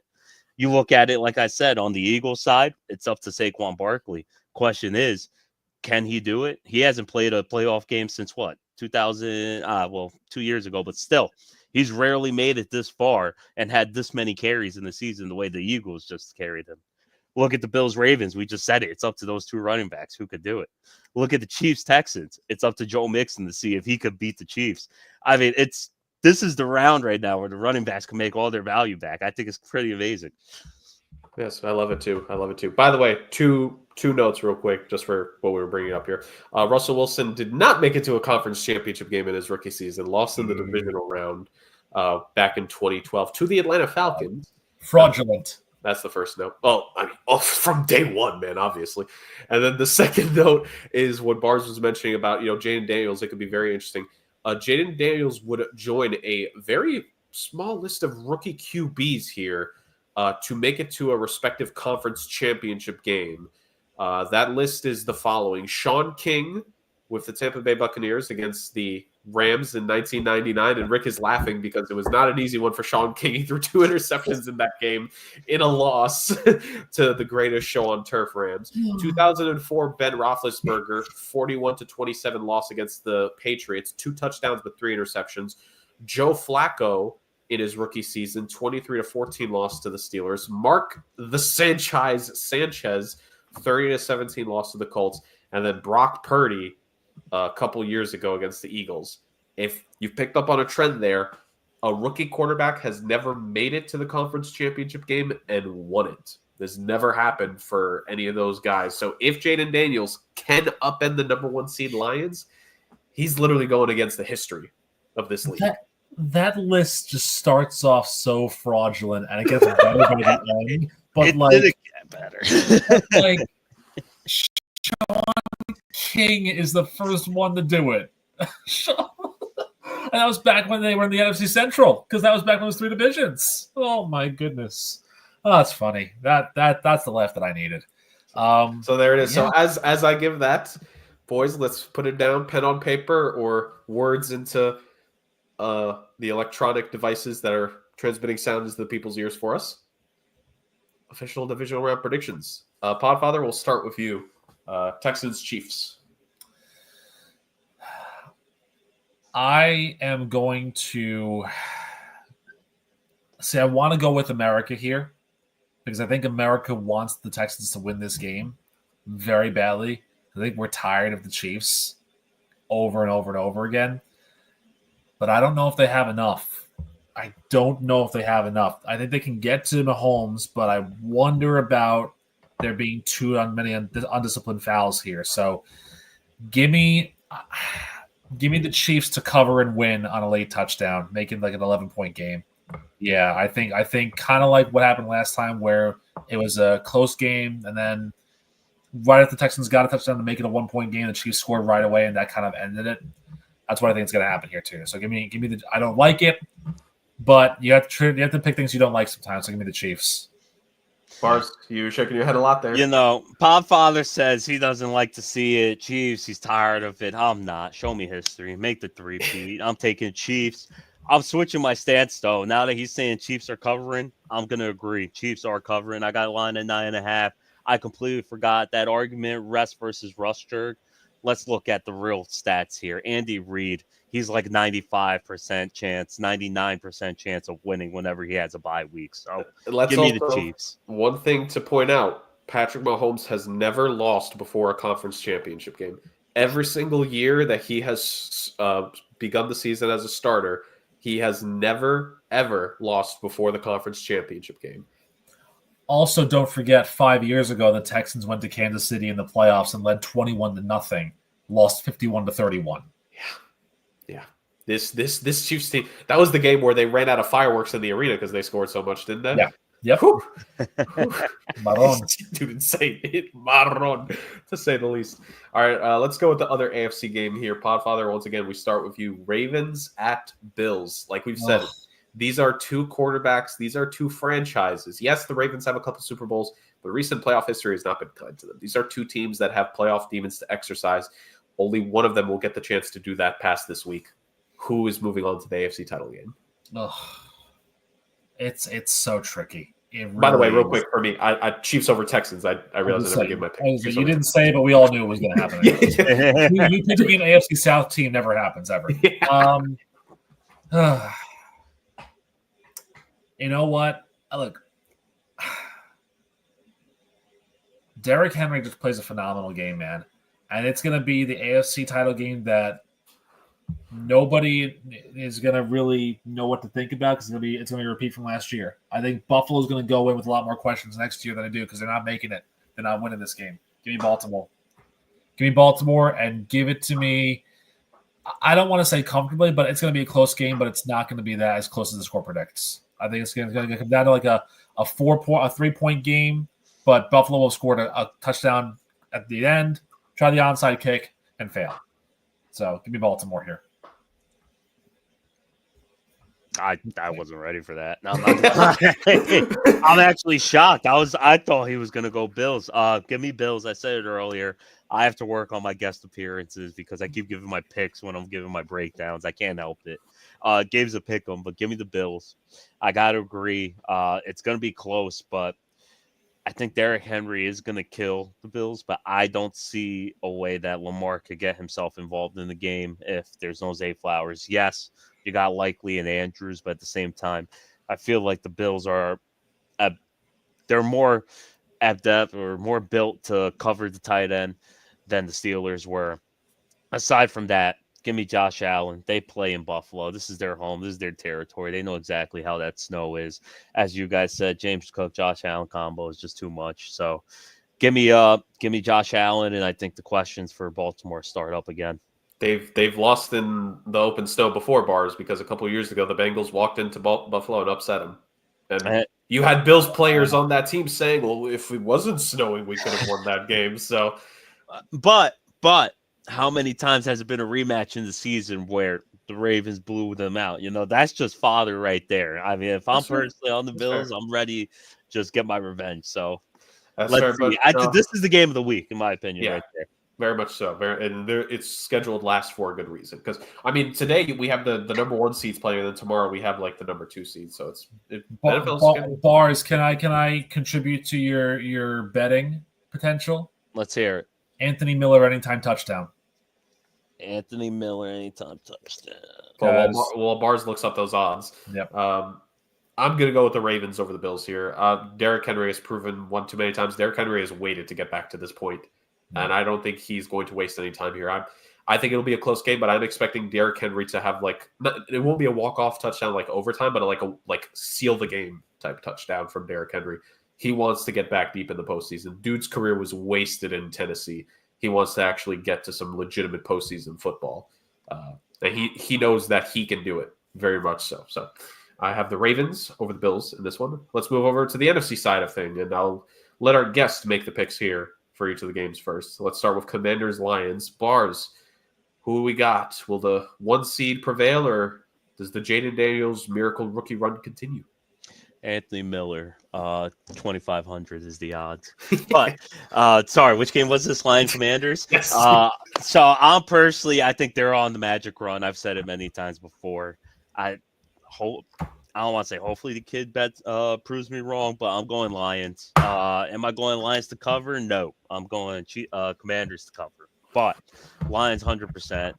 They're on this magic run. That coaching staff, that team plays for them. They're going to beat. I think they're physically going to beat up this Washington Commanders team that, in a way, they just haven't been beat up this season, especially now that they had a week for some guys to get healthy. It's going to be a bloodbath of just not scoring wise, but you're going to see some good hits there. Rick? The fact that Washington hasn't had a 100-yard rusher since early December does kind of give me pause here. But to echo the words of a great philosopher in a Nickelodeon TV show episode that was one of the weirdest episodes that you've ever seen, from the episode Squidward and Clarinet Land, when Patrick Star said, "It must be the pressure." There's no pressure on Washington. All the pressure's on Detroit here. And with that in mind, let's keep the run going. Give me the Commanders to knock off the Lions. Woo. Yeah. Woo. Interesting. Look, to me, if you're Detroit, this amazing season you've had, you can't let it fall right now. You have to follow through. I'm going to give it, in a close game, I'll say it's like a 6-point difference, but I'll give it the Lions over the Commanders. But there is reason for pause because Jaden Daniels has been that good this season. Mm-hmm. And the last game, Rams at Eagles. Bars, I'm throwing it to you first. Do we get it? And is this the one where we flip it? Are you picking an upset here and Podfather goes with a favorite? What do we got from your end? I'm going for the upset because I'm a terrible guess and give my predictions early. I am taking LA here again. Whether it's on the road or at home, doesn't matter personally, the way I'm seeing this defense play, whether it's even a neutral site in Arizona. I was going to say they technically can't play at home right now. Exactly. But also aside from that, as I always say, whenever it's a close game and the teams are similar on paper, look at the quarterback, and I'm taking Matthew Stafford 10 times out of 10 over Jalen Hurts. I believe, obviously, if the Rams are going to win as a dog, they're going to cover, and it's going to be this might be the better game. Might be. Just because Eagles are going to lose, I'm going to love watching that. Rick, what do we got?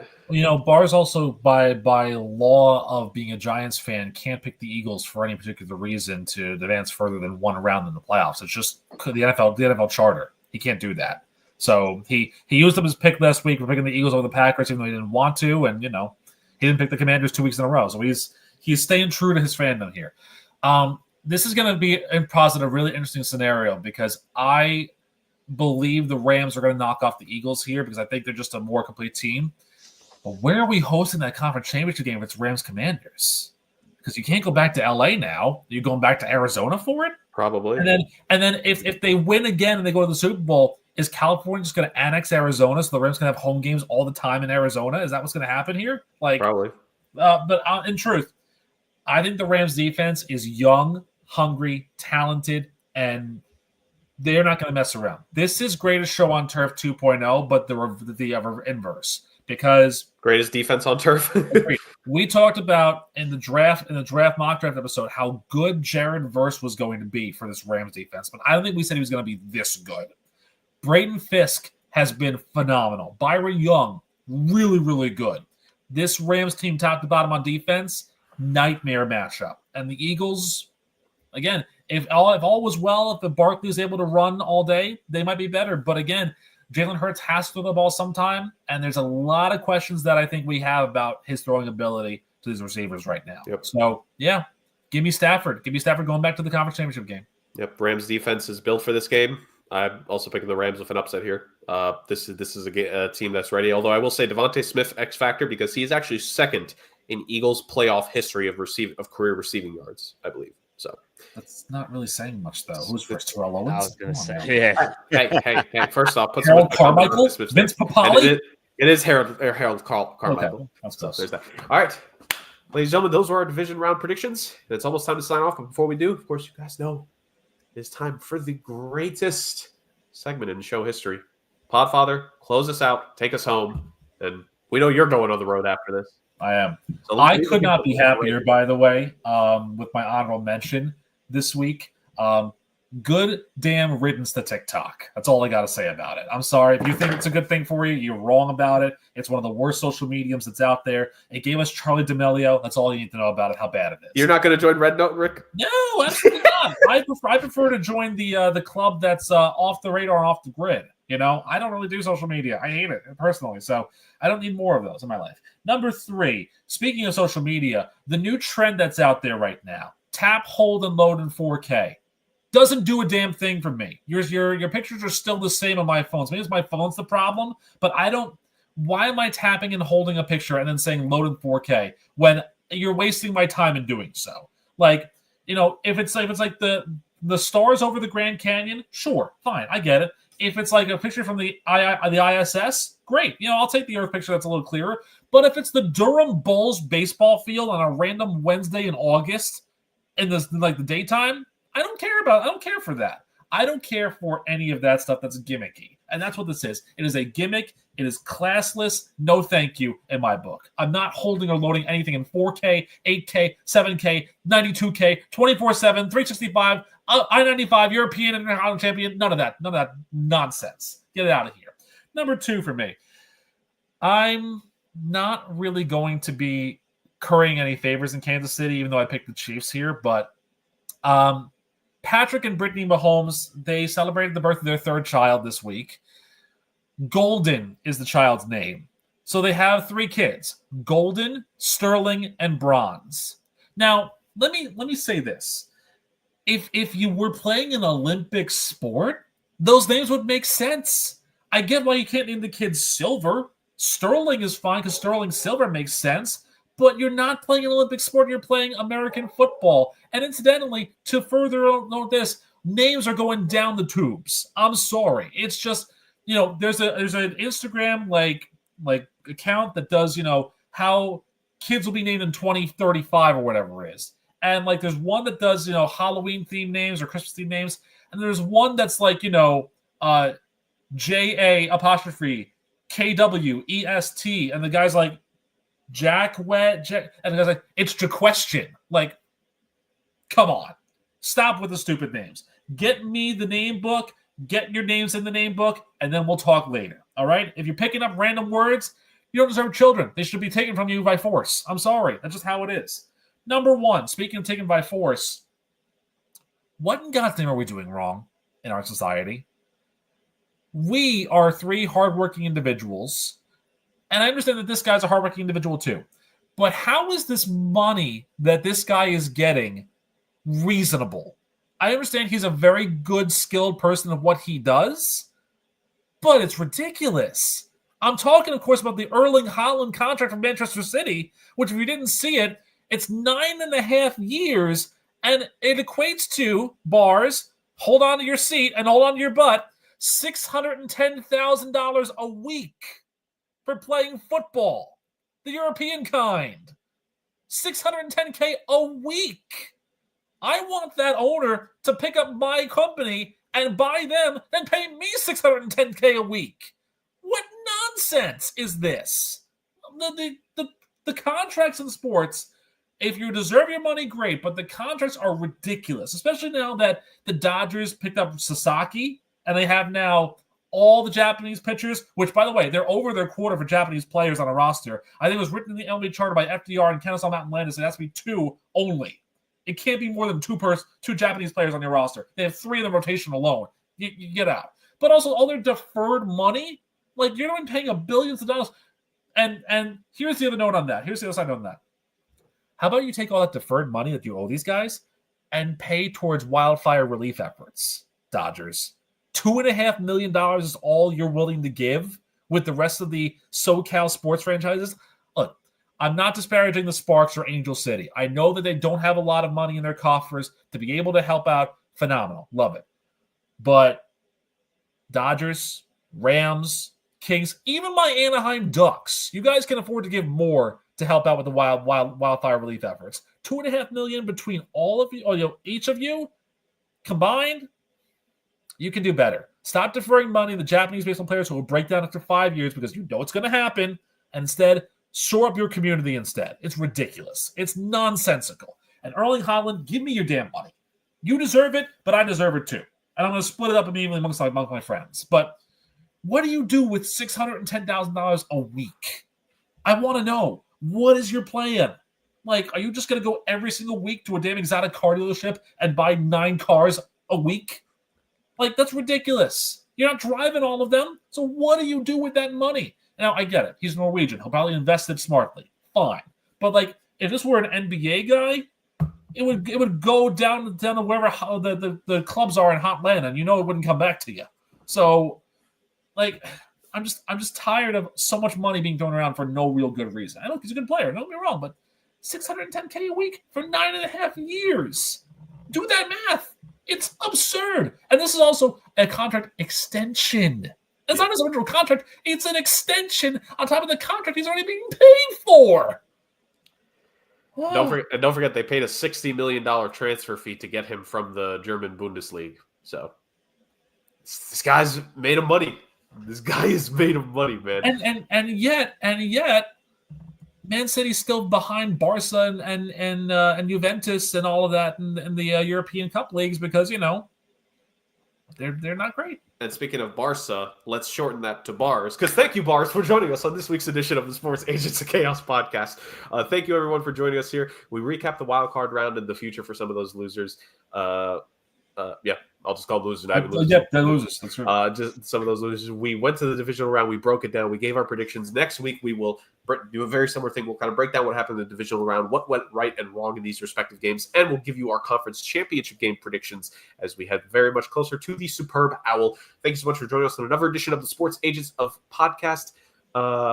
Like, comment, subscribe to the YouTube channel that exists. It is the Sports Agents of Chaos on YouTube. And, of course, follow our guy Bars on Twitter for joining us here these last couple of weeks. And he's gonna show up at least 1 or 2 more times during our playoff coverage, to say the very least. We love having him on. We'll continue to have him on. It's good times here on the podcast built on fun, football, and chaos. Grazie to all of you joining us on this episode, and we will see you guys next time for even more. Thank you, Rams. Thank you all. Go Rams, it seems, and take care.